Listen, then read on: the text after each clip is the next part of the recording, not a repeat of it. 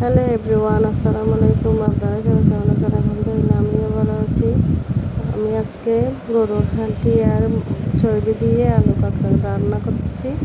এখানে আমি হলুদের গুঁড়া নিয়েছি 2 টেবিল চামচ, লাল মরিচের নিচ্ছি 2 টেবিল চামচ, মশলা নিচ্ছি 2 টেবিল চামচ,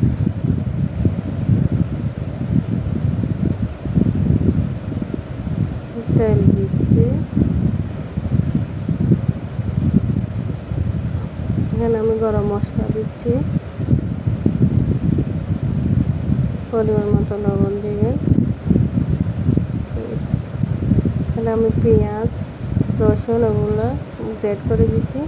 এরকম গ্রেট করে দিলাম, ওগুলো খেতে অনেক স্বাদ হয়। এগুলো দিয়ে আমি একটু মেখে পানি দিয়ে সিদ্ধতে বসাই দিব। এখন আমি সিদ্ধতে বসা দিয়েছি,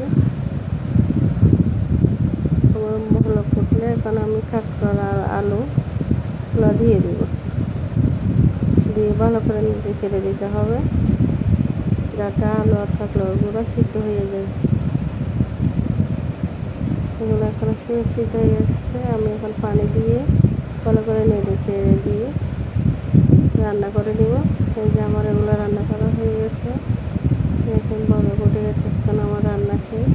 এখন দেখতে কত সুন্দর লাগতেছে।